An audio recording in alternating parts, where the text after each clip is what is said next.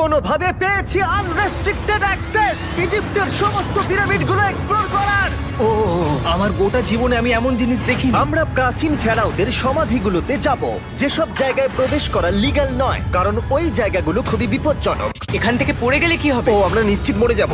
আমরা এমনকি পিরামিডের নিচে একটা গোপন সমাধিতে সাঁতার ও কাটবো। মাই গড! আর এগুলো এক্সপ্লোর করার জন্য আমরা মাত্র 100 ঘন্টা পেয়েছি, আর আমরা সেটা শুরু করছি এখন থেকে। সবাই আমার সাথে চলো, বেশ মজার হবে কিন্তু। এটা কিন্তু দারুণ। কেউ একজন 4500 বছর আগে পাথরটা এখানে রেখেছিল। একদম, এই পিরামিডটা প্রায় 4500 বছরেরও বেশি পুরনো। আমরা যে পথ দিয়ে যাচ্ছি সেটা মিশরবিদদের মতে রাজা খুফুর সমাধির দিকে নিয়ে যায়, সেই ফেরাও যিনি সম্ভবত পিরামিড তৈরি করতে বলেছিলেন। ওয়াও! এই যে ঘরটা দেখছেন, এটাকে বলে গ্র্যান্ড গ্যালারি। আমরা এখনো অব্দি এই পিরামিডের কতটা ঘুরলাম? আমার কাছে এই প্রশ্নের কোনো উত্তর এই মুহূর্তে নেই। ও উত্তরটা খুবই ভালোভাবে দিল আমাকে। এর পরের ঘরটা হলো রাজার শেষ বিশ্রাম কক্ষ। হ্যাঁ, আমাদের তো তাই মনে হয়। তাহলে চলো যাওয়া যাক। ও ও ও ভাই, এটা আমি কি দেখছি? এটা তো অসাধারণ। 4600 বছর আগে এই ঘরে হয়তো রাজার মমিকৃত দেহ রাখা হয়েছিল। এখানেই তাহলে ফেরাওকে সমাধিস্থ করা হয়েছিল। হ্যাঁ, আমরা মনে করি এখানেই ওনাকে সমাধিস্থ করা হয়েছিল। মনে করো, শিওর নয়। আমার মনে হয় এই পিরামিডের ভেতরেই আরো একটা চেম্বার আছে, যেটা আমরা এখনো খুঁজে পাইনি।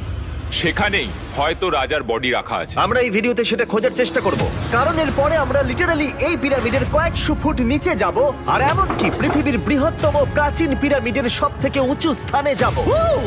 এটা দারুণ!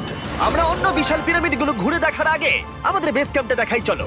হ্যাঁ, এটা দারুণ। এখানে আছে ডিনার টেবিল, ঘুমানোর জন্য টেন্ট, আর ওকে। এমনকি লাইটও লাগানো হয়েছে যাতে ক্যাম্প থেকে পিরামিডগুলো দেখা যায়। এটা হয়তো আমার দেখা সবথেকে এক্সপেন্সিভ নাইট লাইট।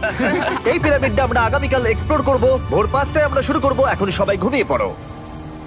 এই পিরামিডগুলো প্রাচীনকালে তৈরি হলেও প্রযুক্তির দিক থেকে এতটাই উন্নত ছিল যে কেউ কেউ এগুলোকে প্রাক মিশরীয় সভ্যতার দান বলে মনে করে, আবার কেউ কেউ এগুলোর পিছনে এলিয়েনের অদ্ভুত তথ্যও বলে। কিন্তু মিশরবিদরা নিশ্চিত যে এগুলো প্রথম মিশরীয়রা তাদের রাজাদের সমাধি হিসেবে তৈরি করেছিল। আর এই ভিডিওর শেষে আমরা খুঁজে বার করব কোন তত্ত্বটা হলো সঠিক। ঠিক আছে, তাহলে তোমরা রেডি আমাদের লিস্টের পরের পিরামিডটা এক্সপ্লোর করার জন্য? খাফরার পিরামিড। এই দৈত্যাকৃতি সৌধের বিশেষত্ব কি? আচ্ছা, ভালো করে দেখলে বুঝতে পারবে এই পিরামিডের কেসিংটা কিন্তু রয়ে গেছে, যেটা সবকটা পিরামিডেই কোনো এক সময় ছিল। তাহলে কি এগুলো এলিয়েন তৈরি করেছিল?